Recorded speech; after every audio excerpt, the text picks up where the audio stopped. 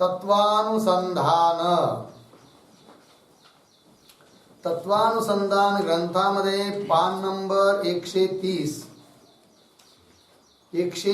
पेजवर वरून पहिलीच ओळ आहे, बरोबर आहे ना? तीनों का तो परस्पर समान अधिकरणे संबंध है इत्यादि.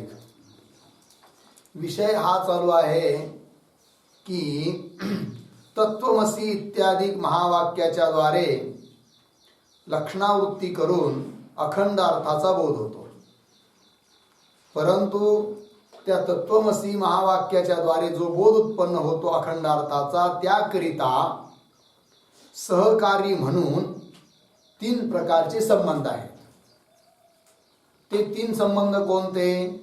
तर एक आहे सामानाधिकरण्य संबंध, दुसरा आहे विशेषण विशेष्य भाव संबंध आणि तिसरा आहे लक्ष लक्षण भाव संबंध. ठीक आहे. तर तत्वमसी इत्यादी महावाक्यामध्ये जे तत् आणि त्वम हे 2 पद आहेत, त्यांचा परस्पर सामानाधिकरणे संबंध आहे एक. तसेच त्या पदाचा आपल्या अर्थाबरोबर आहे की नाही, 3 पदों के काय चाललंय, तीनों का परस्पर सामानाधिकरणे संबंध आहे. त्यांचा परस्परात सामानाधिकरणे संबंध आहे. कुणाकुणात? तत् आणि त्वम या 2 पदामध्ये, जे की ते 2 पद तत्वमसी महावाक्यामध्ये घटकीभूत आहेत. हे झालं. आणि पुढं और तीन दोनों पदों के अर्थों का परस्पर विशेषण विशेष्य भाव संबंध आहे. महावाक्य कोणता? तत्वमसी. त्यातले 2 पद कोण कोण? तत् आणि त्वम. त्या पदाचा परस्पर सामानाधिकरण्य संबंध. त्या दोन्ही पदाचे जे 2 अर्थ, त्या 2 अर्थांचा परस्पर विशेषण विशेष्य भाव संबंध. 2 झाले. आता तिसरा और तीन दोनों पदों का अथवा तीन दोनों अर्थों का, दोन्ही पद घ्या किंवा त्या दोन्ही पदाचे 2 अर्थ घ्या, त्या दोन्ही पदांचा किंवा त्या दोन्ही पदाच्या अर्थांचा लक्ष अर्थाबरोबर अखंड चैतन्य के साथी, अखंड चैतन्याबरोबर लक्ष लक्षण भाव संबंध आहे. 3 संबंध कळाले. महावाक्याच्या द्वारे जो बोध उत्पन्न होतो, तो बोध उत्पन्न होण्याकरिता सहकारी म्हणून संबंध किती? 3. पहिला सामानाधिकरण्य, दुसरा विशेषण विशेष्य भाव संबंध, तिसरा लक्ष लक्षण भाव संबंध. त्यात पहिला जो आहे सामानाधिकरण्य संबंध, तो कुणाकुणाचा? तत् आणि त्वम या 2 पदांचा जो संबंध, तो कोणता? सामानाधिकरण्य संबंध. बरोबर. ह्या 2 पदाचे जे 2 अर्थ, त्या अर्थांचा परस्पर जो संबंध, तो कोणता? विशेषण विशेष्य भाव संबंध. आणि तिसरा आता या पदांचा अखंड चैतन्य बरोबर, अखंड एकरस चैतन्याबरोबर किंवा या 2 पदांच्या अर्थांचा अखंड एक रस चैतन्याबरोबर जो संबंध, तो कोणता? लक्ष लक्षण भाव संबंध. कळालं? पण म्हणे का हो, या संबंधाचं स्वरूप काय आहे हेच आम्हाला अगोदर स्पष्ट झालेलं नाही आहे. तर उदाहरण देऊन या संबंधाचं विवेचन अगोदर करा, नंतर आमच्या लक्षात येईल की तत्व त्वम या पदामध्ये सामानाधिकरणे कसं आहे किंवा बाकीचे 2 संबंध कसे कसे आहेत. म्हणून ग्रंथकार आता दृष्टांतपूर्वक या 3 संबंधाचं स्पष्टीकरण करतात. पंक्ती पहा, वरून 3री ओळ 130 मध्ये. अब यह तीनों संबंध दृष्टांत करके स्पष्ट करे है. या 3 संबंधाचं स्पष्टीकरण करतात दृष्टांत देऊन. त्या 3 संबंधामध्ये भिन्न प्रवृत्ती निमित्तानां शब्दानां एकस्मिन अर्थे वृत्ती सामानाधिकरण्यम. हे असतं पदाचं सामानाधिकरण्य. त्याची व्याख्या आहे, पाठ करून ठेवा, हमेशा येते. काय म्हटलंय बघा, भिन्न प्रवृत्ती निमित्तानां शब्दानां एकस्मिन अर्थे वृत्ती सामानाधिकरण्य. ठीक आहे. असे दोन शब्द त्या दोन्ही शब्दांच्या द्वारे एकाच अर्थाचा बोध होऊ राहिला. काय दोन शब्द घ्यायचे आणि त्या दोन्ही शब्दांच्या द्वारे काय होतो, एकाच अर्थाचा बोध होतो. पण ते दोन शब्द पर्यायवाची नाही आहे. काय नाही आहे, पर्यायवाची नाही आहे. अर्थात त्या शब्दांचं प्रवृत्ती निमित्त भिन्न भिन्न आहे. कळलं? मग भिन्न भिन्न आहे प्रवृत्ती निमित्त ज्यांचं असे जे दोन शब्द त्या शब्दांच्या द्वारे कोणत्या तरी एकाच वस्तूचा एकाच अर्थाचा बोध होत असेल तर त्या दोन शब्दांचं परस्परात त्या दोन शब्दांचा जो संबंध असतो तो कोणता, सामानाधिकरण्य संबंध. ठीक आहे ना जी. बघा आता भिन्न प्रवृत्ती निमित्तानाम शब्दानाम, भिन्न आहे प्रवृत्ती निमित्त ज्यांचं प्रत्येक शब्द जो असतो त्याचं कोणीतरी काय असतं, प्रवृत्ती निमित्त असतं. म्हणजे तो शब्द आपल्या अर्थाचं ज्ञान करून देण्याकरिता का प्रवृत्त होत आहे त्याचं काहीतरी कारण असतं आणि ते जे कारण असतं त्यालाच म्हणतात काय, प्रवृत्ती निमित्त. जसं उदाहरण पाचक शब्द आहे. एखाद्याला म्हणतो ना आपण अयम पाचक, हा पाचक आहे. पाचक शब्दाचा प्रयोग त्याच्या ठिकाणी का केला जातो की त्याच्या ठिकाणी स्वयंपाक करण्याची कृती आहे, क्रिया. मग ती क्रियाच त्या शब्दाचं प्रवृत्ती निमित्त बनते. म्हणून त्याला काय म्हणायचं, पाचक. ड्रायव्हर, चालक किंवा कोणताही शब्द घ्या, प्रत्येक गाय हा शब्द आहे त्याचं प्रवृत्ती निमित्त काय, गोत्व, जाती. अर्थात प्रत्येक शब्दाचं काही न काही प्रवृत्ती निमित्त असतं. एखाद्याचं नाव आहे देवदत्त. देवदत्त शब्दाची प्रवृत्ती त्याच्याच ठिकाणी का होते की तिथं प्रवृत्ती निमित्त आहे त्याची आकृती विशेष. ठीक आहे की नाही. तर असं प्रवृत्ती निमित्त वेगवेगळं असतं. कुठं जाती, कुठे आकृती आणि कुठे क्रिया वगैरे वगैरे. ठीक आहे. पण असे दोन शब्द घ्यायचे की ज्यांचं प्रवृत्ती निमित्त कसं आहे, भिन्न भिन्न आहे, परंतु एकाच अर्थाच्या ठिकाणी त्यांची वृत्ती आहे. म्हणजे एकाच अर्थाचा ते बोध करून देतात. अशा त्या शब्दांचा परस्परात जो संबंध असतो तो कोणता, सामानाधिकरण्य संबंध. कळलं? उदाहरणाने स्पष्ट होईल. भिन्न प्रवृत्ती निमित्तानाम शब्दानाम एकस्मिन अर्थे वृत्ती सामानाधिकरण्य. अर्थय भिन्न भिन्न है प्रवृत्ती का निमित्त जिनोका, वेगवेगळा आहे प्रवृत्ती निमित्त जिनोका ज्या शब्दांचा, ऐसे शब्दों की जो एक अर्थ विषय वृत्ती आहे. अशा शब्दांची जी एका अर्थामध्ये म्हणजे एकाच वस्तूचं ज्ञान करून देण्यामध्ये वृत्ती आहे, प्रवृत्ती आहे.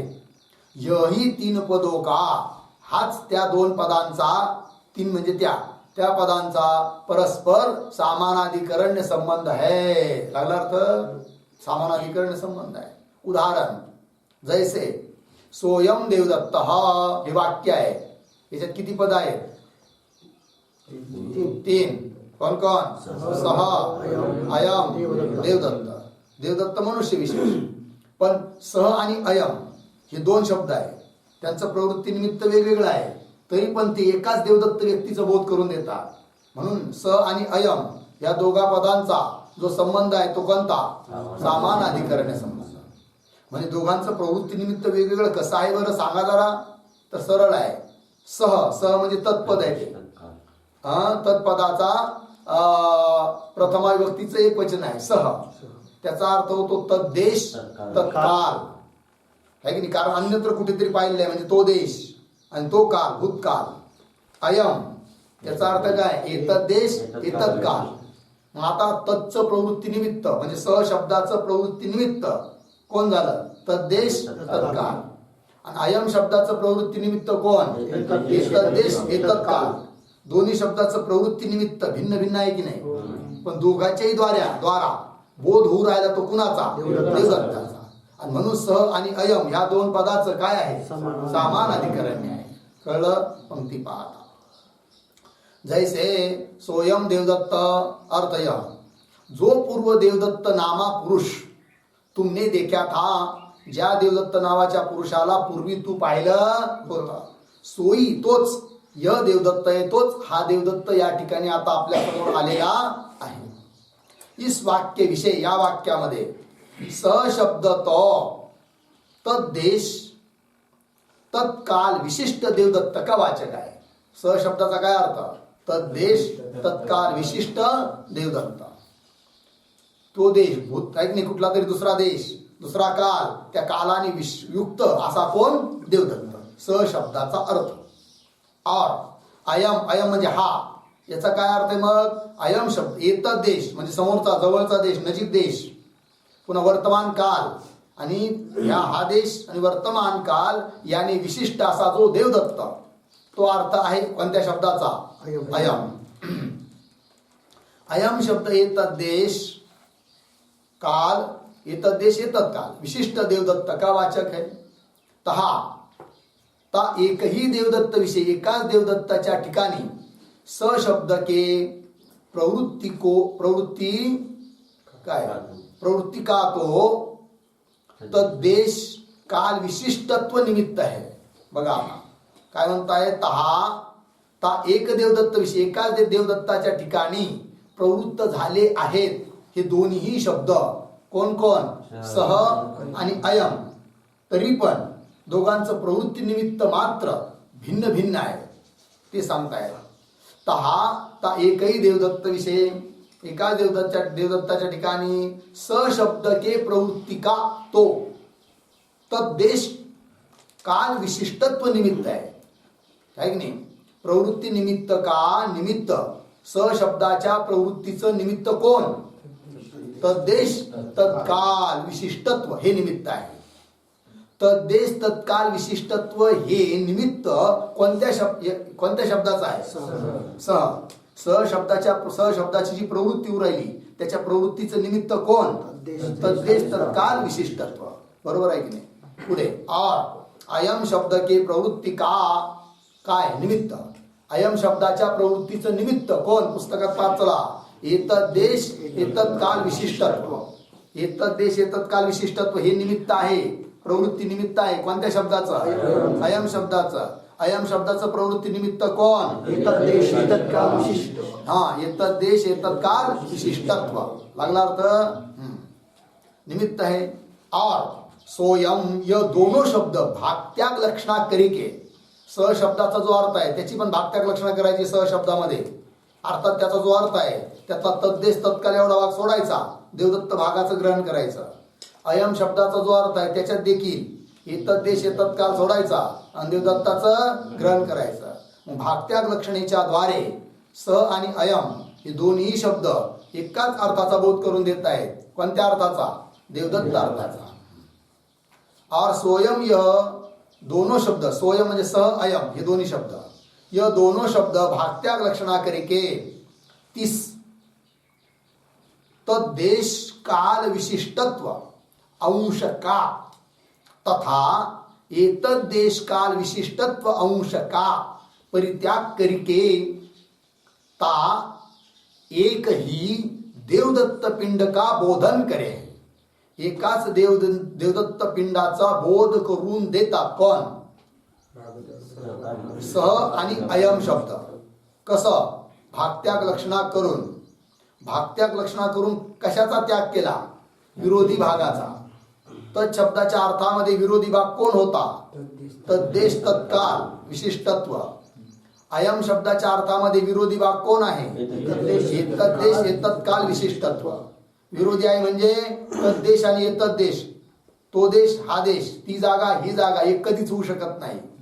तो काल हा काल एक कधीच होऊ शकत नाही, म्हणून त्याच विरोध आहे. म्हणून दोन्ही पदाच्या अर्थातील विरोधी भागाचा भागत्याग लक्षणा करून काय करायचा? त्याग. आणि अविरोधी भाग जो देवदत्ताचं शरीर ते ग्रहण करायचं. मग देवदत्ताचं, देवदत्त पुरुषाचं बोध करविणारे हे दोन्ही शब्द आहे. कळलं की नाही? कोण कोण? स आणि अयम. पण प्रवृत्ती निमित्त मात्र दोघांचं भिन्न भिन्न आहे. आणि म्हणून स आणि अयम ह्या दोन पदाचं काय आहे? सामानाधिकरण्य आहे. का सामानाधिकरण्य आहे? लक्षण घटलं की नाही? कसं लक्षण? प्रवृत्ती निमित्त भिन्न असून एकाच अर्थाचा बोध करवितात आणि म्हणून त्यांचं काय आहे? सामानाधिकरण्य आहे. सामानाधिकरण्याचे लक्षणच केलं आहे. काय?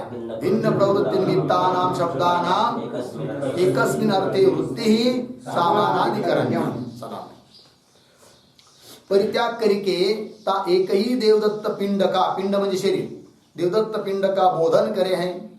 यही सोयम इन दोन शब्दों का परस्पर सामानाधिकरण्य संबंध है. आणि म्हणून स आणि अयम या दोघांचा, या दोन शब्दांचा परस्परात काय आहे?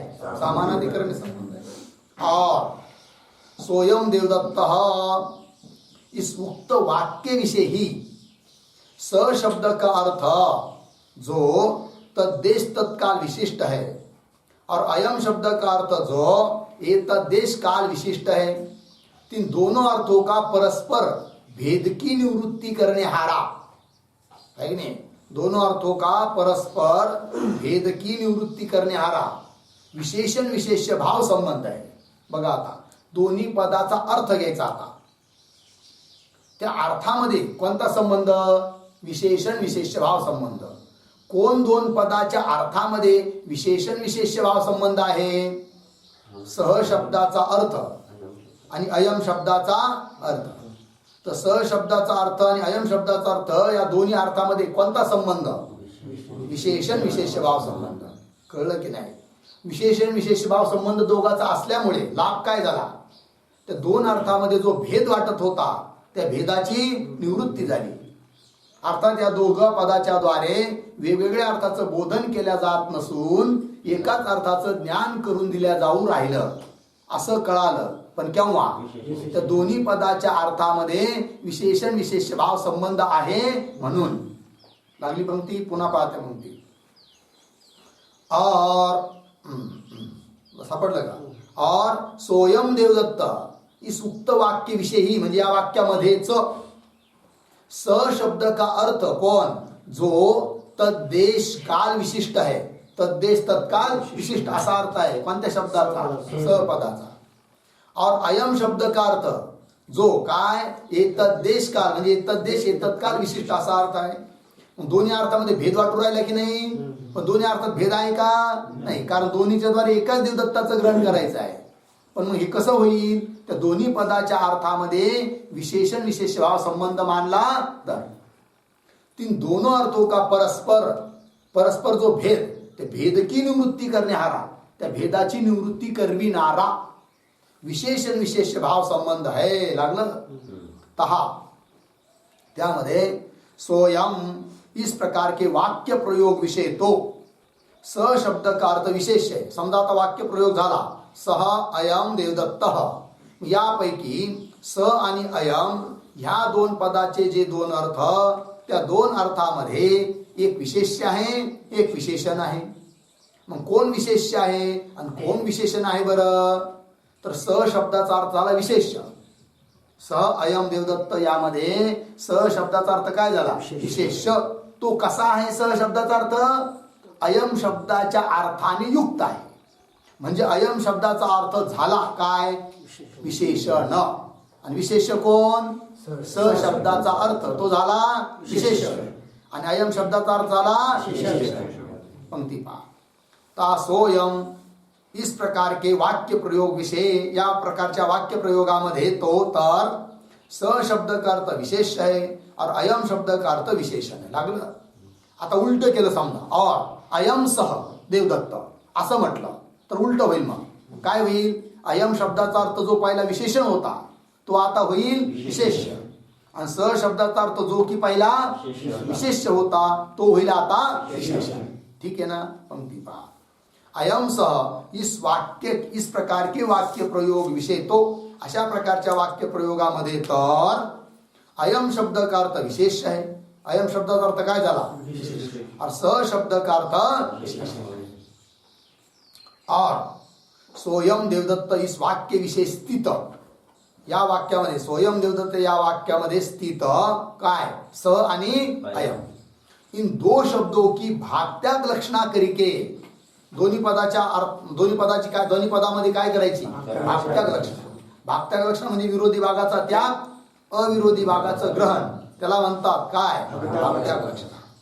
स्वयं देवदत्त इस वाक्य विषय स्थित सह अयम इन दो शब्दों की भागत्याग लक्षणा करके, भागत्याग लक्षणा करून तद्देश काल विशिष्टत्व, एतद्देश काल विशिष्टत्व इन दोनों विरोधी अंशों का परित्याग करके, या दोन्ही विरोधी अंशाचा काय करायचा? परित्याग करके अविरुद्ध देवदत्त पिंड मात्र का, अविरुद्ध असा कोण, देवदत्त, तेवढ्या पिंडाचंच ग्रहण करायचं. अविरुद्ध देवदत्त पिंड मात्र का ता वाक्य ते, त्या वाक्याच्या द्वारे बोध होवे, त्या वाक्याने काय होतो, बोध याते. म्हणून सो देवदत्त पिंड मात्र ही स अयम इस वाक्य का लक्ष्य अर्थ है. बरोबर. म्हणून सो म्हणजे तो देवदत्त पिंड, देवदत्ताचं शरीर आहे की नाही, मात्र ही म्हणजे देवदत्ताचं शरीरच केवळ अर्थ आहे. कोणत्या शब्दाचा, सोयम सह अयम इस वाक्य का लक्ष्य अर्थ, या वाक्याचा लक्षार्थ कोण झाला, देवदत्त, लक्षणावृत्तीच्या द्वारे घेतला जाणारा अर्थ. याते सो देवदत्त पिंड मात्र ही सोयम इस वाक्य का लक्ष्य अर्थ है. ऐसे वाक्यार्थ रूप लक्ष्य देवदत्त के साथी, अशा प्रकारे वाक्यार्थ रूप, वाक्याचं अर्थ स्वरूप जो लक्ष्य कोण, देवदत्त, त्या देवदत्ता बरोबर त्या दोन्ही पदाचा स आणि अयम या पदाचा कोणता संबंध, लक्ष, लक्षण भाव संबंध. लक्ष झाला कोण, देवदत्त, आणि लक्षण झालं कोण, स आणि अयम हे पद, आणि म्हणून त्या दोघांचा संबंध कोणता, लक्ष लक्षण भाव संबंध. ऐसे वाक्यार्थ रूप लक्ष्य देवदत्त के साथी स्वयं इन दोन पदों का तथा इन दोन पदों के उक्तार्थों का, दोन पदाचा किंवा दोन्ही पदाच्या अर्थाचा देवदत्ता बरोबर कोणता संबंध, लक्ष लक्षण भाव संबंध. तथा इन दोनों पदों के उक्तार्थों का लक्ष लक्षण भाव संबंध है. लागलं. जानावणे हारे का नाम लक्षण है. जानावणे हारे का नाम मतलब जाणून देणाऱ्याचं, जाणून देणाऱ्याला काय म्हणायचं, लक्षण. बोध करून देणाऱ्याला काय म्हणायचं, लक्षण. जानावणे हारे का नाम लक्षण है और जानने योग्य अर्थ का नाम लक्ष्य है. जाणणे योग्य जो अर्थ, जाणायला योग्य जो अर्थ, त्याला काय म्हणायचं, लक्ष. आणि जाणून देणारा जो, त्याला काय म्हणायचं, लक्षण. दोघांचा संबंध कोणता कोणता, लक्ष लक्षण भाव संबंध. और जानने योग्य अर्थ का नाम लक्ष्य है.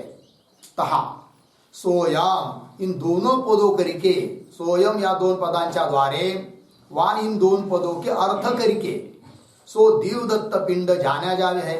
या दोन पदाच्या द्वारे किंवा या दोन पदाच्या अर्थाच्या द्वारे देवदत्त पिंडाचा काय होतो, बोध होतो, ज्ञान होतं. आणि म्हणून हे दोन पद किंवा हे दोन पदाचा अर्थ हे काय झाले, लक्षण. आणि देवदत्त पिंड हा काय झाला, लक्ष. स्वयं इन दोन पदों करके वा इन दोन पदों के अर्थ करके सो देवदत्त पिंड जान्या जावे है. याते ते पद तथा अर्थ तो लक्षण है की नाही. ते पद म्हणजे कोणते पद, सह अयम पद किंवा अर्थ, अर्थ म्हणजे स पदाचा अर्थ आणि अयम पदाचा अर्थ, तो लक्षण है. और सो देवदत्त पिंड लक्ष्य है इति. झालं. हे उदाहरण देऊन समजावून सांगितलं ग्रंथकारांनी. काय, सामानाधिकरण्य संबंध, विशेषण विशेष भाव संबंध, लक्ष लक्षण भाव संबंध. बरोबर. आता ते तिन्ही संबंध तत्वमसी महावाक्याच्या द्वारे जो अखंड एक अर्थाचा बोध होतो, तो बोध करून देण्याकरिता तत्वमसी वाक्याला सहकारी आहे ते तिन्ही संबंध. ते कसे आहेत सहकारी, ते घटवतात आता ग्रंथकार. हे तिन्ही संबंध कसे कसे जोडायचे ते. अब तत्वमसी अधिक महावाक्यो विषय, तत्वमसी अधिक महावाक्यामध्ये ते तीनों संबंध घटावे है, तीनों संबंधाला घटवतात. तहा तत्वमसी महावाक्य विषय स्थित, तत्वमसी या महावाक्यामध्ये स्थित कोण पद आहे, तत्पद त्वमपद असी पद. तर तत् आणि त्वम या दोन पद यांचं काय आहे, सामानाधिकरण्य आहे.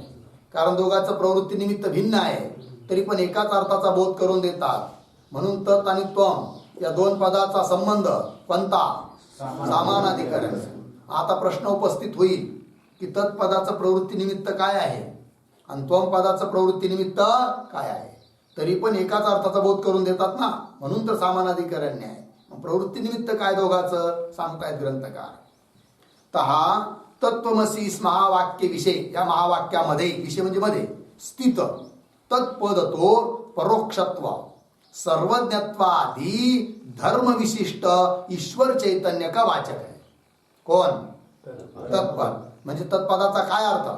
परोक्षत्व सर्वज्ञत्वादी धर्माने विशिष्ट जो ईश्वर, ज्याच्या ठिकाणी परोक्षत्व धर्म आहे, पुन्हा सर्वज्ञत्व धर्म आहे, अशा धर्माने युक्त जो ईश्वर, तो झाला अर्थ कोणत्या पदाचा? तत्पदाचा. है की वाचक आहे. और त्वमपद, त्वमपद कोणाचा वाचक आहे? तर अपरोक्षत्व अल्पज्ञत्वादी धर्म विशिष्ट जीव चैतन्य का वाचक है. कोण? त्वमपद. त्वमपद कोणाचा वाचक आहे? जीवाचा. कशा जीवाचा? अपरोक्षत्व अल्पज्ञत्वादी धर्म विशिष्ट जीवाचा. असा जीव की ज्याच्या ठिकाणी अपरोक्षत्व आहे, म्हणजे प्रत्यक्ष आहे जीव. प्रत्येकाला आपापला जीव प्रत्यक्ष आहे की नाही? आहे की नाही? पुन्हा कसा आहे? अल्पज्ञ आहे जीव, आहे की नाही? उपाधीचे धर्म. तर सर्व अपरोक्षत्व अल्पज्ञत्व इत्यादी धर्माने युक्त असं जे जीव चैतन्य, तो जीव चैतन्य अर्थ आहे कोणत्या पदाचा? त्वम पदाचा. त्वम पद अपरोक्षत्व अल्पज्ञत्वादि धर्म विशिष्ट जीव चैतन्य का वाचक है. तहा परोक्षत्वादि धर्म विशिष्टपणा तो तत्पद की प्रवृत्ति का निमित्त है. तत्पदाच्या प्रवृत्ती तत्पदाचं तत्पद प्रवृत्त होईल नाही, तर तत्पदाचं प्रवृत्ती निमित्त कोण? परोक्षत्वादी धर्म विशिष्टपणा. म्हणजे परोक्षत्वादी धर्म हे आहे प्रवृत्ती निमित्त कोणत्या पदाचे? तत्पदाचे. ता परोक्षत्वादी धर्म विशिष्टपणा तत्पद के प्रवृत्ति का निमित्त है. और अपरोक्षत्वादी धर्म विशिष्टपणा त्वम पद के प्रवृत्ति का निमित्त है. त्वम पदाच्या प्रवृत्तीचं निमित्त कोण? अपरोक्षत्वादी धर्म विशिष्टपणा. अर्थात दोन्ही पदाचं प्रवृत्ती निमित्त एक आहे का भिन्न भिन्न आहे? भिन्न आहे. याते म्हणून तर त्वम इन दोनों पदों के प्रवृत्ति का निमित्त भिन्न भिन्न है. तत् आणि त्वम या दोन्ही पदाच्या प्रवृत्तीचं निमित्त काय आहे? भिन्न भिन्न आहे. और तत्त्वम य दोनों पद भागत्याग लक्षणा करिके. आतापर्यंत काय सांगितलं? प्रवृत्ती निमित्त भिन्न भिन्न आहे की नाही? पण एकाच अर्थाचे बोधक आहेत, आहे की नाही? आणि म्हणून त्यांचं काय आहे? समान अधिकरण्य आहे. कोणाकुणाचं? तत्पदाचा आणि त्वम पदाचं. ठीक आहे. लक्षणा करून एकाच चैतन्याचे ते दोन्ही पद बोधक आहेत. म्हणून प्रवृत्ती निमित्त भिन्न आहेत, पण लक्षणेच्या द्वारे एकाच अर्थाचं ज्ञान करून देतात, चैतन्यरूप अर्थाचं ज्ञान करून देतात हे दोन्ही पद. आणि म्हणून या दोन पदाचा परस्परामध्ये कोणता संबंध? समानाधिकरण्य संबंध. या ते तत्त्वम इन दोनों पदों के प्रवृत्ति का निमित्त भिन्न भिन्न है. और तत्त्वम ये दोनों पद भागत्याग लक्षणा करके, भागत्याग लक्षणेच्या द्वारे एक अखंड चैतन्य के बोधक होवे है. एक अखंड चैतन्याचे बोधक आहेत. कोण? तत् आणि त्वम. यह ही तीन तत्त्वम पदों का परस्पर समानाधिकरण्य संबंध आहे. हाच या दोन्ही पदाचा संबंध आहे परस्परामध्ये. कोणता? समानाधिकरण्य. यही तीन तत्त्वम पदों का परस्पर समानाधिकरण्य संबंध है. लागला अर्थ? और आता एक संबंध सांगितला, आता दुसरा सांगायचा. कोणता? विशेषण विशेष्य भाव. कळलं है की नाही? तो सांगतायत मग आता. और ता तत्पदार्थ रूप ईश्वर चैतन्य का तथा त्वम पदार्थ रूप जीव चैतन्य का परस्पर भेद भ्रम की निवृत्ती करण्याहारा विशेषण विशेष भाव संबंध आहे. दोन्ही पदाच्या अर्थाचा कोणता संबंध? विशेषण विशेष भाव संबंध. तत्पदाचा जो अर्थ ईश्वर, त्वम पदाचा जो अर्थ जीव, त्या दोघांचा संबंध कोणता? विशेषण विशेष भाव. आणि तो विशेषण विशेष भाव संबंध जोडल्यामुळे लाभ काय झाला? त्या दोन्ही पदाच्या अर्थामध्ये जो भेद वाटत होता तो भेद नष्ट झाला. भेदाची समाप्ती झाली, भेदाची निवृत्ती झाली. मग त्या दोन्ही पदाच्या अर्थामध्ये भेदाची निवृत्ती करविणारा संबंध कोणता? विशेषण विशेष भाव संबंध. और तत् पदार्थ रूप ईश्वर चैतन्य का तथा त्वम पदार्थ रूप जीव चैतन्य का परस्पर भेद भ्रम की निवृत्ती करण्याहारा विशेषण विशेष भाव संबंध है. लागला अर्थ? तहा तत्वमसी इस प्रकार के वाक्य प्रयोग विषय तो सो तत्पदार्थ विशेष आहे. आता तत्वमसी असा वाक्याचा प्रयोग झाला आहे. त्यात तत्पद आणि त्वमपद दोन पद आहेत. त्या दोन पदाचे दोन अर्थ आहेत. त्या दोन अर्थामध्ये एक विशेष्य आहे, एक विशेषण आहे. मग तत्वमसी असा जर प्रयोग झाला असेल तर विशेष्य कोण होईल? तत्पदाचा अर्थ. आणि विशेषण कोण होईल? त्वम पदाचा अर्थ. बरोबर. आणि समजा थोडा प्रयोग बदलवला, त्वम तत् असी असं केलं तर विशेष्य कोण? त्वम पदाचा अर्थ. विशेषण कोण? तत्पदाचा अर्थ. एवढंच पंक्ती पहा. तत्वमसी इस प्रकार के वाक्य प्रयोग विषय, या वाक्य प्रयोगामध्ये तो सो तत्पदार्थ, तत्पदार्थ म्हणजे तत्पदाचा अर्थ विशेष होवे, और त्वम पदार्थ म्हणजे त्वम पदाचा अर्थ विशेषण होवे. और त्वम तत् असी असं वाक्य प्रयोग केला. इस प्रकार के वाक्य प्रयोग विषय, अशा प्रकारच्या वाक्य प्रयोगामध्ये तो तर त्वम पदार्थ विशेष होवे और तत्पदार्थ विशेषण होवे. इस प्रकार अशा रीतीने तत्त्वम पदार्थ दोन, इस प्रकार तत्त्वम पदार्थ दोनों का परस्पर अभेद रूप ते विशेषण विशेष्य भाव करने ते तीन दोनों के भेद भ्रम की निवृत्ती होवे होई जावे है. लागला अर्थ? आता पहा.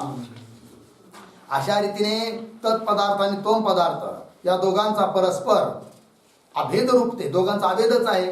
अभेद असल्यामुळे विशेषण विशेष्य भाव करणे ते, विशेषण विशेष भाव केल्यामुळे तीन दोनों के भेद भ्रम की निवृत्ती होऊन जाते. म्हणजे जो दोन्ही पदाच्या अर्थामध्ये जो भेद वाटत होता त्या भेदाची भ्रांती निघून जाते. अर्थात जो तत्पदाचा अर्थ आहे तोच त्वम पदाचा अर्थ आहे, जो त्वम पदाचा अर्थ आहे तोच तत्पदाचा अर्थ आहे असं सिद्ध होतं. तीन दोनों के भेद भ्रम की निवृत्ती हुई जावे है. लागलं? और तत् त्वम इन दोनों पदों का, आता कोणता संबंध सांगायचा आहे? लक्ष्य अक्षर भाव संबंध. और तत् त्वम इन दोनों पदों का तथा तीन दोनों पदों के अर्थरूप ईश्वर जीव का वाक्यार्थभूत अखंड चैतन्य के साथी लक्ष लक्षण भाव संबंध आहे. ध्यानात घ्या. संबंधाचं नाव काय? लक्ष लक्षण भाव संबंध. संबंध कमीत कमी दोघात असतो. हा लक्ष लक्षण भाव संबंध कोणाकोणाचा आहे? तर एका बाजूला कोण? अखंड एकरस चैतन्य, जो की त्या पदांचा लक्षार्थ आहे. त्या अखंड एक रस चैतन्याबरोबर संबंध आहे. कुणाचा? तत् किंवा त्वम पदाचा संबंध. कोणता संबंध? लक्ष लक्षण भाव संबंध. एक किंवा तत् किंवा त्वम पदाचा जो अर्थ घ्यायचा, आता वाच्यार्थ, पद नाही घ्यायचे, त्या पदाचा अर्थ, त्या अर्थांचा त्या लक्षार्थाबरोबर चैतन्याबरोबर कोणता संबंध? लक्ष लक्षण भाव संबंध. मग पदाचा लक्षार्थाबरोबर संबंध बोला किंवा त्या दोन पदाचा जो शक्यार्थ आहे वाच्यार्थ, त्याचा त्या वाच्यार्थाचा लक्षार्थाबरोबर संबंध बोला. कोणता संबंध? लक्ष लक्षण भाव संबंध. पुन्हा पाहती पंक्ती. और तत्व इन दोन पदों का, पदांचं घेतलं की नाही? तथा किंवा तीन दो पदों के अर्थरूप कोण? ईश्वर जीव का अर्थाचा. कुणाबरोबर संबंध? वाक्यार्थभूत तत्वमसी या वाक्याचा अर्थभूत तात्पर्यात्मक जो अर्थ आहे, अर्थभूत कोण? अखंड एकरस चैतन्य. वाक्यार्थभूत अखंड चैतन्य के साथी, अखंड चैतन्याबरोबर कोणता संबंध आहे? लक्ष लक्षण भाव संबंध आहे. तहा ते तत्त्वम पद तथा तीन पदों के अर्थ, तत्त्वम पद किंवा त्या दोन पदाचा अर्थ. काय अर्थ? ता परोक्षत्व अपरोक्षत्व अधिक विरुद्ध अंश का परित्याग करिके. सापडलं की नाही? ता अविरुद्ध अखंड चैतन्य मात्र को लखावे है. लखावे म्हणजे त्याचा बोध करून देतात. कुणाचा? अखंड चैतन्याचा बोध करून देतात. कोण? तत् आणि त्वम पद आहे की नाही? तत् आणि त्वम पद. पण कसे? लक्षणावृत्तीच्या द्वारे. लागलं? पुन्हा पाती पंक्ती. तहा ते तत्त्वम पद तथा 3 पदों के अर्थ. पद आणि पदांचे अर्थ. ता परोक्षत्वादिक विरुद्ध अंश का परित्याग करिके, है की नाही, त्या विरुद्ध अंशाचा परित्याग करून अविरुद्धार्थ कोण? जसा तिथं उदाहरणात देवदत्त होता अविरुद्धार्थ, तसं इथं अविरुद्धार्थ कोण आहे? अखंड चैतन्य. अविरुद्ध अखंड चैतन्य मात्र कोई लखावे. अखंड चैतन्य मात्राचा बोध करून देतात कोण? तत्त्वम पद किंवा त्या पदा तत्त्वम पदाचा अर्थ. ठीक आहे जी. याते म्हणून 3 पदोविषयी तथा 3 अर्थोविषयी तो लक्षण रूपता आहे. म्हणून त्या 2 पदांच्या ठिकाणी तत्त्वम पदाच्या ठिकाणी किंवा त्या दोन्ही पदाचा वाच्यार्थ आहे की नाही त्याच्या ठिकाणी काय आहे? लक्षण रूपता आहे. लक्षण भाव संबंध सांगायचा ना. एक लक्षण एक लक्षण. तर लक्षण रूप कोण झाले? तत्त्वम पद किंवा त्या 2 पदाचा अर्थ. लक्षण रूप आहे म्हणजे बोध करून देणारे आहेत असा अर्थ. तथा 3 अर्थों विषय तो लक्षण रूपता है. और ता अखंड चैतन्य विषय, त्या अखंड चैतन्याच्या ठिकाणी काय आहे? लक्ष रूपता आहे, लक्ष आहे. यह उक्त 3 संबंध ही अन्य ग्रंथ विषय आहे की नाही. हे 3 संबंध आम्हीच सांगतो असं नाही, तर अन्य ग्रंथकाराने सुद्धा सांगितलेले आहे. म्हणजे कुठं सांगितले आहे? श्लोक देतात. सामानाधिकरण्यम च विशेषण विशेषता लक्षण भावश्च पदार्थ प्रत्यगात्मना. इस श्लोक करिके कथन करे. या श्लोकाने हे 3 संबंध अन्य ग्रंथकाराने सुद्धा सांगितलेले आहेत. त्या श्लोकाचा पदच्छेद अन्वय अर्थ समजून घ्या. सामानाधिकरण्यम च विशेषण विशेषता लक्षण भाव च पदार्थ प्रत्यगात्मनाम. कळलं? आता पहा. पदार्थ प्रत्यगात्मनाम सामानाधिकरण्यम विशेषण विशेषता च लक्षण भाव च. अर्थ पहा. पदार्थ पदांचा अर्थ आणि प्रत्यगात्मा. पदार्थ प्रत्यगात्मना त्या दोघांचा काय संबंध? सामानाधिकरण्य 1, विशेषण विशेषता 2 आणि लक्षण भाव. कशा रीतीने? आतापर्यंत त्याचं विवेचन वर झालेलं आहे त्या रीतीने. आता पुढे पूर्व पक्षी शंका करतोय. शंका काय म्हणतोय बाई? अन्य वेदांत ग्रंथों विषय तत्वमसी आदि वाक्यों को भागत्याग लक्षणा करके अखंड चैतन्य का बोधकपणा कथन करे आहे. ठीक आहे ना. अन्य जे वेदांताचे ग्रंथ आहे त्या सर्व वेदांत ग्रंथांमध्ये काय सांगितलं आहे? तत्वमसी इत्यादी महावाक्यों को काय सांगितलं आहे? बोधकता आहे अखंड चैतन्याची, पण कशी? भागत्याग लक्षणा करून. अर्थात तत्वमसी महावाक्यामध्ये जे तत्वम पद आहेत त्यांची भागत्याग लक्षणा करून ते पद अखंड चैतन्याचा बोध करून देतात असं सांगितलेलं आहे की नाही. संबंध तर सहकारी म्हणून सांगितलेले नाहीत, आणि तुम्ही कसं काय या संबंधांना 3 संबंधांना सहकारी म्हणून बोलतात? अशी शंका कुणाची? पक्षाची. अन्य वेदांत ग्रंथों विषय तत्वमसी आदि वाक्यों को भागत्याग लक्षणा करके अखंड चैतन्य का बोधकपणा कथन करे आहे. अखंड चैतन्याचे बोधक हे दोन्ही पद आहेत असं सांगितलं आहे. और इहा म्हणजे या ग्रंथामध्ये आपणे लक्षण भाव संबंध करिके अखंड चैतन्य का बोधकपणा कथन कर्या. तर तुम्ही काय सांगितलं? लक्षण भाव संबंध सांगितला आणि बाकीच्या ठिकाणी भागत्याग लक्षण सांगितलेली आहे. अर्थात अन्य वेदांताचे ग्रंथ आणि तुमचा हा तत्वानुसंधान ग्रंथ दोघांमध्ये काय उरायला? विरोध. कारण तुम्ही या तत्व या पदांच्या द्वारे संबंध सांगून बोध करवितात हे पद असं बोलत आहात. बाकीचे लोक लक्षणा करून हे पद चैतन्याचा बोध करून देतात असे सांगतात बाकीचे ग्रंथकार. म्हणून त्या ग्रंथकारांबरोबर तुमचा काय झाला? विरोध. या अपने लक्ष्य लक्षण भाव संबंध करके अखंड चैतन्य का बोधकपणा कथन कर्या याते म्हणून 3 ग्रंथों के साथ इस ग्रंथ का विरोध होवेगा. त्या ग्रंथांबरोबर या ग्रंथाचा काय होईल? विरोध. कोण म्हणतो? पूर्वपक्षी. उत्तर दिलं जात आहे समाधान. लक्ष्य लक्षण भाव तथा भागत्याग लक्षणा इन दोनों का नाम मात्र ते भेद है, अर्थ ते भेद नहीं है. उत्तर अहो म्हणे खऱ्या अर्थाने जर सूक्ष्म विचार केला तर लक्ष्य लक्षण भाव म्हटलं काय किंवा भागत्याग लक्षण म्हटलं काय, दोघांचा अर्थ एकच आहे, फक्त शब्दात भेद आहे, अर्थात भेद नाही. लक्ष्य लक्षण भाव तथा भागत्याग लक्षण इन दोनों का नाम मात्र ते भेद है, अर्थ ते भेद नाही. याते म्हणून सो विरोध होवे नाही, म्हणून विरोध येत नाही. इसी अभिप्राय करके याच अभिप्रायाने वाक्यवृत्ती ग्रंथोविषयी म्हणजे वाक्यवृत्ती ग्रंथामध्ये वाक्यवृत्ती नावाचा ग्रंथ आहे शंकराचार्यांचा. त्या ग्रंथामध्ये आचार्यों शंकराचार्य जी महाराज ने तत्वमसी आदि वाक्यों को भागत्याग लक्षणा करके अखंडार्थ का बोधकपणा कया है. तत्वमसी इत्यादी जी वाक्य आहे की नाही महावाक्य ती काय त्यांच्या ठिकाणी अखंड अर्थाचा बोधकपणा आहे, पण कसा केव्हा? भागत्याग लक्षणा करून. भागत्याग लक्षणा वाचून ते अखंड अर्थाचा बोध करू शकत नाही.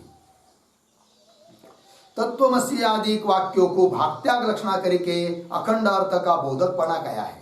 ता श्लोक तत्वमस्यादि वाक्यं च तादात्म्य प्रतिपादने लक्षौ तत्वं पदार्थौ द्वाउपादाय प्रवर्तते. पदच्छेद अन्वय पहा. तत्वमस्यादि वाक्यं च तादात्म्य प्रतिपादने लक्षौ तत्वं पदार्थौ द्वौ उपादाय प्रवर्तते. सापडलं? अन्वय पहा. तत्वमस्यादि वाक्यं च लक्षौ तत्वं पदार्थौ द्वौ उपादाय तादात्म्य प्रतिपादने प्रवर्तते. तादात्म्य प्रतिपादने प्रवर्तते. झालं? चला. प्रवर्तते. प्रवर्ततेचा कर्ता कोण आहे? तत्वमस्यादि वाक्यम. तत्वमस्यादि वाक्य प्रवृत्त होत आहे. ठीक आहे जी. कुत्र प्रवर्तते तत्वमस्यादि वाक्यम? तादात्म्य प्रतिपादने. तादात्म्याचं प्रतिपादन करण्यामध्ये प्रवृत्त होत आहे तर कोण? तत्वमस्यादि वाक्य. तादात्म्य प्रतिपादनामध्ये म्हणजे काय बरं? तर तादात्म्य प्रतिपादन याचा अर्थ आहे अखंड स्वरूप प्रतिपादने. तादात्म्य प्रतिपादनेचा काय अर्थ करायचा? अखंड स्वरूप अभेद प्रतिपादने. अखंड एकरस चैतन्याचंच प्रतिपादन करण्यामध्ये प्रवृत्त होत आहेत कोण? तत्वमस्यादि वाक्य. पण कसे? लक्षौ तत्वं पदार्थौ द्वौ उपादाय. आहे की नाही? लक्षौ तत्वं पदार्थ, तत् आणि त्वं पदाचा जो लक्षार्थ आहे की नाही? लक्षौ तत्वं पदार्थौ द्वौ उपादाय. या दोन पदाच्या अर्थाला घेऊन तत्वमसी महावाक्य तादात्म्य प्रतिपादनामध्ये प्रवृत्त होतात. ठीक आहे. पुढे पहा. अर्थ या तत्वमसी अधिक महावाक्य तत्वम पदों के लक्ष्य अर्थों को लेके ही म्हणजे तत्पदाचा जो लक्षार्थ त्वम पदाचा जो लक्षार्थ त्या दोन्ही लक्षार्थाला घेऊनच ते वाक्य काय तादात्म्याचं प्रतिपादन करतात. जर त्या तत् आणि त्वम पदाच्या लक्षार्थाचं ग्रहण केलं नाही, केवळ वाच्यार्थाचंच ग्रहण केलं तर तत्वमसी इत्यादी वाक्य तादात्म्याचं प्रतिपादन करू शकत नाही. अखंड एकरस चैतन्याचं प्रतिपादन अभेदार्थाचं प्रतिपादन करू शकत नाही. मग केव्हा करतात हे वाक्य अखंड एकरस अर्थाचं प्रतिपादन? जेव्हा त्या वाक्यामध्ये असलेले घटकीभूत तत् आणि त्वम पद यांचा लक्षार्थ स्वीकार केला जातो. म्हणजे लक्षार्थाला घेऊनच अखंडार्थाचं अभेदार्थाचं प्रतिपादन करतात हे कोण? तत्त्वमसी इत्यादी वाक्य. पंक्ती लागली का नाही? अर्थय श्लोकात आलंय ना, लक्षौ तत्त्वम पदार्थो, लक्ष स्वरूप जे तत्त्वम पदाचे अर्थ त्या अर्थाला घेऊनच तादात्म्याच्या प्रतिपादन करतात. अर्थय तत्त्वमसी आदिक महावाक्य तत्त्वम पदोके लक्षार्थो को लेके ही, लक्षार्थाला घेऊनच अखंड स्वरूप के प्रतिपादन विषय, अखंड स्वरूपाच्या प्रतिपादनामध्ये प्रवृत्त होवे. लागला अर्थ? किंवा जैसे ज्याप्रमाणे लोकविषय लोकामध्ये है की नाही, घटम आनय नीलोत्पलम इत्यादि वाक्य पदार्थों के संसर्ग का व विशिष्ट अर्थ का बोधक होवे है, तैसे तत्त्वमस्यादिक वाक्य संबंध रूप संसर्ग का व विशिष्ट अर्थ का बोधक होते नाही. फार महत्वाचं आहे. तत्त्वमसी इत्यादी वाक्य संसर्ग रूप अर्थाचा बोध करवीत नाही किंवा विशिष्ट अर्थाचा सुद्धा बोध करवीत नाही. मग कशाचा बोध करवितात? अखंड अर्थाचा बोध करवितात. कोण? तत्त्वमसी अधिक महावाक्य. म्हणे का हो, असं काही वाक्य उदाहरण व्यवहारातलं सांगा ना, की व्यवहारातले वाक्य संबंधरूप अर्थाचा बोध करवितात, संसर्गरूप अर्थाचा किंवा विशिष्ट अर्थाचा बोध करवितात. याकरिता काही उदाहरण? तो उदाहरण दिलं आहे. घटमानय नीलोत्पलम. काय वाक्याचा अर्थ सांगा? काय? हा, काळा गडगडी. घटमानय नीलोत्पलम याचा अर्थ कोण सांगा?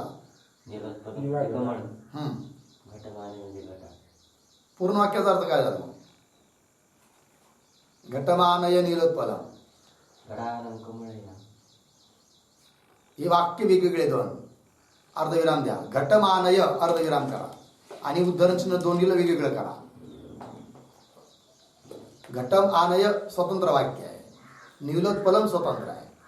तर घटम आनय एक, नीलोत्पलम आनय दोन असं लावायचं. आनय दोन इकडे घ्यायचं. कळलं?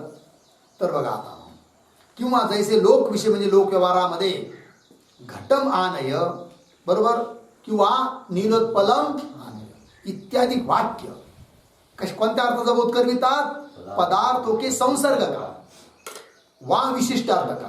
दोन उदाहरण दिले आहे. पहिलं वाक्य घटमानय संसर्गरूप अर्थाचा बोध करवित. घट शब्दाचा अर्थ काय? घटत्व विशिष्ट घट.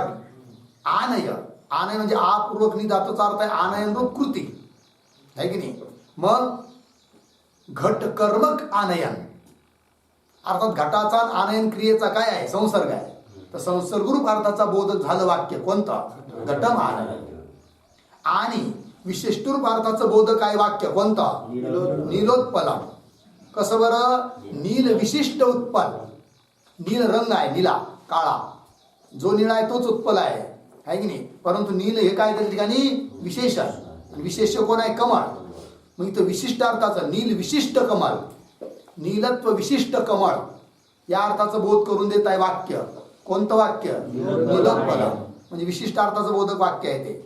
अशा प्रकारचा संसर्गरूप अर्थ किंवा विशिष्ट रूप अर्थ आपल्याला अपेक्षित नाही. कोणत्या वाक्याचा? तत्त्वमस्यादी इत्यादी वाक्याचा. मग तत्त्वमसी इत्यादी वाक्याचा कोणता अर्थ आपल्याला अपेक्षित आहे? अखंड एक रस अर्थ अपेक्षित आहे, अखंड अर्थ अपेक्षित आहे. लागला अर्थ? पंक्ती पहा. जैसे लोक विषय घटमानय नीलोत्पलम इत्यादी वाक्य पदार्थों के संसर्ग का पदार्थाच्या संसर्गाचा वा किंवा विशिष्ट अर्थ का बोधक होवे है, तैसे तत्त्वमसी आदिक वाक्य संबंध रूप संसर्ग का वा विशिष्ट अर्थ का बोधक होते नहीं, किंतु मग एक अखंड ब्रह्म स्वरूप के ही बोधक होवे है. कोण? तत्त्वमसी आदिक वाक्य कशाचे बोधक आहे? एक अखंड ब्रह्म स्वरूपाचेच बोधक आहे. लागलं? य वार्ता भी ता वाक्य वृत्ती ग्रंथ विषय आचार्योने कथन करी आहे. ही वार्ता म्हणजे हा संदर्भ देखील त्यांनी सांगितलेला आहे. कुठं? वाक्यवृत्ती ग्रंथामध्ये. कोणी? आचार्यांनी. म्हणजे कोणी? जगद्गुरु शंकराचार्य. ता श्लोक संसर्गो वा विशिष्टो वा वाक्यार्थो नात्र सम्मतः अखंडैक रसत्वेन वाक्यार्थो विदुषां मतः असं म्हटलेलं आहे. काय म्हटलं बघा, संसर्ग वा विशिष्ट वा वाक्यार्थ न अत्र सम्मतः. अखंडैक रसत्वेन वाक्यार्थ विदुषां मतः. अन्वय अत्र संसर्ग वा विशिष्ट वा वाक्यार्थ सम्मतः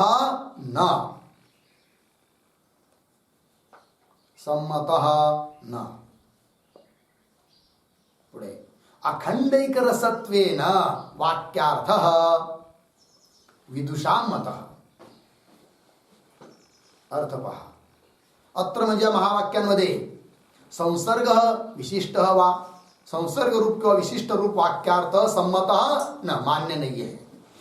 फिर कैसा अर्थ मान्य है भाई? अखंड एक रसत्वेन अखंड एक रस रूपाने वाक्यार्थ विदुषां मत.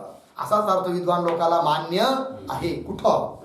तत्त्वमसी आदी महावाक्यान अर्थ या वेदांत शास्त्र विषय म्हणजे वेदांत शास्त्रामध्ये अत्र शब्दाचा अर्थ वेदांत शास्त्र विषय तत्त्वमसी आदिक वाक्यो का तत्त्वमसी इत्यादी वाक्यांचा संसर्ग वाक्यार्थ वा विशिष्ट वाक्यार्थ संमत नाही आहे.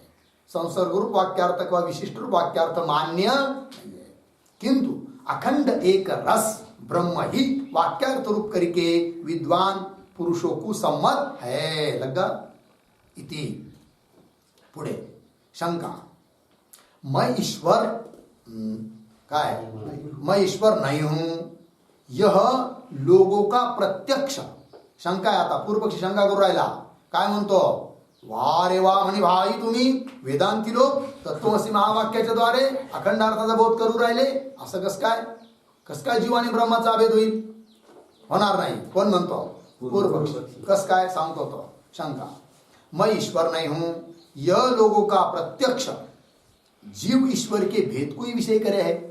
मी ईश्वर नाही ह्या म्हणण्यातून अर्थ काय निघतो की जीव रूप मी वेगळा आहे आणि ईश्वर वेगळा आहे. अर्थात दोघाचा भेद आहे. जीव ईश्वर के भेद को ही विषय करे है. तथा बर हे झाले प्रत्यक्ष प्रमाण म्हणजे अनुभव प्रमाण. या अनुभव प्रमाणावरून काय सिद्ध होऊ राहिला? जीव ईश्वराचा भेद. आणखी श्रुती प्रमाण सुद्धा देऊ राहिला तो कोण? पूर्व पक्षी. कशा करता देऊ राहिला श्रुती प्रमाण? जीव ईश्वराचा भेद आहे हे सांगण्याकरिता. काय श्रुती आहे? द्वा सुपर्णा सयुजा सखाया ही श्रुती आहे की नाही? एकाच बुद्धिरूप वृक्षावर दोन मित्ररूप पक्षी बसलेले आहेत. सुपर्णा म्हणजे पक्षी बसलेले आहेत आहे की नाही? एक कर्मफलाचा भोक्ता आहे, एक कर्मफल देणारा आहे. अर्थात दोघाचा भेद आहे. तेच दोघं जीव आणि ईश्वर स्वरूप आहे असं या श्रुतीत सांगितलेलं आहे. अर्थात जीव ईश्वराचा काय सांगितलं आहे? भेद. आणि जर दोघाचा भेद आहे तर तुम्ही भेद कस काय बोलता? कोण म्हणतो? दा सुपर्णा सयुजा सकाया इत्यादि श्रुती भी ता जीव ईश्वर के भेद को ही प्रतिपादन करे. लागलं याते ता प्रत्यक्ष श्रुती ते प्रत्यक्ष आणि श्रुती या दोघांच्या आधाराने श्रुती ते विरुद्ध अखंड अर्थ को ते महावाक्य कैसे प्रतिपादन करेंगे है की नाही? द्वासुपर्ण या सृष्टीचे विरुद्ध अनुभवाच्या विरुद्ध अशा वेगवेगळ्याच अर्थाचं प्रतिपादन ते तत्त्वमसी आदी महावाक्य कसे करतील? अर्थात करणार नाही. अर्थात जीव ईश्वराचा भेदच मानला पाहिजे. अभेद होऊ शकत नाही. कोण म्हणतो? पूर्व. समाधान. तत्त्वमसी अहम ब्रह्मास्मि अयम आत्मा ब्रह्म प्रज्ञानम ब्रह्म हे साऱ्या श्रुती आहेत. वेगवेगळ्या श्रुती आहेत वेगवेगळ्या वेदातल्या. महावाक्य म्हणजे श्रुतीच आहे, वेदाचीच वाक्य आहेत ते. तत्त्वमसी अहम ब्रह्मास्मि अयम आत्मा ब्रह्म प्रज्ञानम ब्रह्म इत्यादी बहुत श्रुतियों विषय अनेक श्रुतींमध्ये जीव ईश्वर का अभेदही कथन करे आहे. अभेदच सांगितलेला आहे. तीन श्रुतियों ते विरुद्ध होणे ते या सर्व श्रुतीचे विरुद्ध असल्यामुळे विरुद्ध होणे ते स्वउक्त प्रत्यक्ष भ्रमरूपही है. अनुभव प्रमाण दिलं होतं ना भेद सिद्ध करण्याकरिता पूर्व पक्षाने. तर सिद्धांत सांगतात ते तुमचं जे प्रत्यक्ष आहे कोणतं प्रत्यक्ष? त्या प्रत्यक्षाचा आकार काय? मैं ईश्वर नाही हूं, मी ईश्वर नाही आहे. हे जे प्रत्यक्ष आहे ते भ्रमरूप प्रत्यक्ष आहे. त्या अनुभवावरून जीव ईश्वराचा भेद सिद्ध होऊ शकत नाही. उदाहरण देऊन सांगतात, जैसे ज्याप्रमाणे चंद्रमा के स्वल्प परिमाण को विषय करने हारा लोगों का प्रत्यक्ष ता चंद्रमा के महत परिमाण को कथन करने हारे ज्योतिष शास्त्र ते विरुद्ध होणे ते भ्रमरूप होवे है तैसे. बघा आता सरळ आहे. आपण डोळ्यांनी चंद्र पाहतो, बघतो की नाही चंद्राला? कसा दिसतो? केवढा दिसतो? एवढा एवढा, जास्तीत जास्त भाकरी एवढा, आहे की नाही? नाश्त्याच्या प्लेट एवढा, लयच झालं तर, आहे की नाही? कोण? चंद्र. प्रत्यक्ष प्रमाणाने. पण ज्योतिषशास्त्र सांगतं नाही नाही, चंद्र खूप मोठा आहे. किती मोठा आहे? पृथ्वीपेक्षा थोडा लहान, असं सांगतं कोण? ज्योतिषशास्त्र. सूर्य मोठा आहे, पृथ्वीपेक्षा मोठा आहे कोण? सूर्य. चंद्र लहान आहे. पण जरी लहान असला तरी तो काय थाळी एवढा आहे का? नाही ना. पृथ्वी म्हणजे काय लहान आहे का? खूप मोठी आहे. नाही. तर एवढा मोठा चंद्र आहे. मग आपण या दोन्हीपैकी मानतो कुणाचं? प्रत्यक्ष प्रमाणाचं का ज्योतिषशास्त्राचं? ज्योतिषशास्त्राचं. याच्यावरून काय? प्रत्यक्ष प्रमाण भ्रमरूप आहे. मग तुम्हाला भ्रम झालाय छोटा आहे म्हणून. छोटा बेटा नाही आहे, तो कसा आहे? कळलं? तसं मी ईश्वर नाही हा भ्रम झालाय. त्याच्यावरून जीव ईश्वराचा भेद सिद्ध होऊ शकत नाही. कारण श्रुती सांगते काय? तत्वमसी अयमात्मा ब्रह्म इत्यादी. जैसे चंद्रमा के स्वल्प म्हणजे छोटे परिमाण को विषय करने हारे कौन? लोगों का प्रत्यक्ष भ्रमरूप आहे का? ता चंद्रमा के महत परिमाण को कथन करने हारे ज्योतिष शास्त्र ते विरुद्ध होणे ते लोकांचं प्रत्यक्ष भ्रमरूप आहे. भ्रमरूप होवे है तैसे सो भेद विषय प्रत्यक्ष भी. भेद विषय प्रत्यक्ष म्हणजे कोणता? मी ईश्वर नाही असं प्रत्यक्ष. ता अभेद बोधक श्रुती ते विरुद्ध होणे ते अभेदाचं प्रतिपादन करणाऱ्या श्रुती बरोबर विरोध येत असल्यामुळे भ्रमरूपही है. भ्रमरूप आहे कोण? हा भेदाला विषय करणारं प्रत्यक्ष भ्रमरूप आहे. किंवा तावादीने पूर्वपक्षीने जो जीवात्मा विषय जीव का भेद मान्या है सो भेद धर्म अधर्म की न्यायी प्रत्यक्ष की योग्य नहीं है. दुसरी गोष्ट, जीव ईश्वराचा भेद मानलाय पूर्वपक्षाने, आहे की नाही? पण तो जीव ईश्वराचा भेद प्रत्यक्ष होण्याला योग्य नाही. ज्याप्रमाणे अंतकरणाचे धर्म जे धर्म अधर्म प्रत्यक्ष होण्याला योग्य आहे का? नाही. तसं भेद सुद्धा प्रत्यक्ष होण्याला योग्य तरी पण प्रत्यक्ष जसं सारखं वाटू राहिलं तो भ्रम आहे. किंवा तावादीने जो जीवात्मा विषय ईश्वर का भेद मान्या है सो भेद धर्माधर्म की न्यायी म्हणजे धर्माधर्माप्रमाणे म्हणजे जसं धर्माधर्माचं प्रत्यक्ष होत नाही त्याप्रमाणे प्रत्यक्ष योग्य नाही आहे. काय ते? चक्षुआदि बाह्य इंद्रियों करिके तो बाह्य रूपादि को काही प्रत्यक्ष होवे. चक्षुरादि बाह्य इंद्रियाने प्रत्यक्ष होतं कशाचं? बाह्य रूपाधिकाचं. बाह्य रूपादि को काही प्रत्यक्ष होवे. आत्मा का व आत्मवृत्ती धर्म का तीन चक्षुराधिक इंद्रियों करके प्रत्यक्ष होता. चक्षुराधिक इंद्रियाच्या द्वारे आत्म्याचंही प्रत्यक्ष होत नाही आणि आत्म्याचे जे धर्म त्याचंही प्रत्यक्ष होत नाही. मग जर आत्म्याचंच प्रत्यक्ष होत नाही, धर्मीचंच प्रत्यक्ष होत नाही, तर आत्म्याच्या ठिकाणी तुम्ही जो भेद मानत आहात धर्म त्याचं प्रत्यक्ष कसं काय होईल? अर्थात होणार नाही, है की नहीं? आत्मा का व आत्मवृत्ती धर्म का तीन चक्षुराधिक इंद्रियों करके प्रत्यक्ष होता नाही. याते म्हणून ता भेद का चक्षुराधिक इंद्रियों करके तो प्रत्यक्ष संभवता. म्हणून जीव ईश्वराचा जो भेद आहे, भेद नाही आहे पण तुम्ही समजतात पूर्वपक्षी भेद.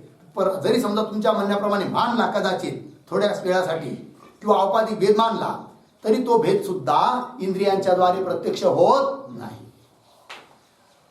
चक्षुआधिक इंद्रियों करके तो प्रत्यक्ष संभवता नहीं और मन विषय तो इंद्रिय रूपता ही संभवती नाही. मनाला इंद्रियच म्हटलेलं नाही आहे की नाही? म्हणून मनाच्या द्वारे सुद्धा त्या भेदाचं प्रत्यक्ष होत नाही.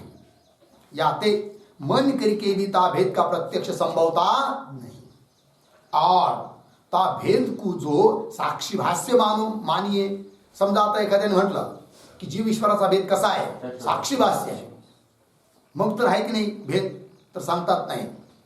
और ता भेद को जो साक्षी भाष्य मानिये तो स्वप्न पदार्थों की न्यायी सो भेद प्रातितिक ही होवेगा. जर तो भेद साक्षीभाष्य मानला, तो भेद कोणता भेद? जीव ईश्वराचा भेद कसा मानला? साक्षीभाष्य. तर तो भेद कसा होईल? प्रातितिक होईल. प्रातितिक म्हणजे प्रातिभासिक होईल. जसं स्वप्न पदार्थ प्रातितिक आहे, प्रतीती मात्र सत्तावाले आहेत स्वप्न पदार्थ, अर्थात प्रातिभासिक आहे, कल्पित आहे. त्या कल्पित भेद जरी तुम्ही मानला तरी तो भेद कल्पित असल्यामुळे वास्तव भेद सिद्ध करू शकत नाही. और ता भेद को जो साक्षीभाष्य मानिए तो स्वप्न पदार्थों की न्याय सो भेद प्रातितिक ही होवेगा. ऐसे प्रातितिक भेद विषयक प्रत्यक्ष करके है कि नहीं, ता अभेद बोधक श्रुती का बाद संभवता नाही, है की नाही. अभेद बोध करणाऱ्या त्या श्रुतीचा बाद होऊ शकत नाही. कशाने? प्रातितिक भेदाला विषय करणाऱ्या प्रत्यक्षाने. तुम प्रत्यक्ष होऊ राहिलं तुम्हाला भेदाचं, पण तो भेद कसा आहे? प्रातितिक आहे, प्रातिभासिक आहे. मग त्या कल्पित भेदाला विषय करणारं जे तुमचं प्रत्यक्ष, ते प्रत्यक्ष त्या श्रुतींचा बाद करू शकत नाही की ज्या श्रुतींमध्ये अभेदाचं प्रतिपादन केलेलं आहे. किंतु उलटा ता श्रुती करके ही ता प्रत्यक्ष का बाद संभव आहे. उलट त्या श्रुतीनेच बाद होऊन जातो. कुणाचा? प्रत्यक्षाचा. कोणत्या प्रत्यक्षाचा? मी ईश्वर नाही. अर्थात भेदाला विषय करणारं जे प्रत्यक्ष, त्या प्रत्यक्षाचा बाद होऊन जातो. कशाने? श्रुतीप्रमाणाने. लागला अर्थ? या ते म्हणून ता प्रत्यक्ष ते जीव ईश्वर के भेद की सिद्धी होवे नाही. लागला अर्थ? म्हणून एकंदरीत त्या प्रत्यक्षाच्या बळाने, सामर्थ्याने जीव ईश्वराचा भेद सिद्ध होऊ शकत नाही, सिद्ध होवे नाही. लागला अर्थ? चला आता श्रुती प्रमाण देऊन भेद सिद्ध करण्याचा प्रयत्न केला होता. कोणी? पूर्वपक्षाने. कोणती श्रुती दिली होती? कया. त्या श्रुतीला घेऊन सुद्धा भेद सिद्ध होऊ शकत नाही ही गोष्ट आता सिद्धांती सांगतायत, पण त्याचा विचार आपण नंतर करूया. ओम पूर्णमदः पूर्णमिदं पूर्णात् पूर्णमुदच्यते पूर्णस्य पूर्णमादाय पूर्णमेवावशिष्यते.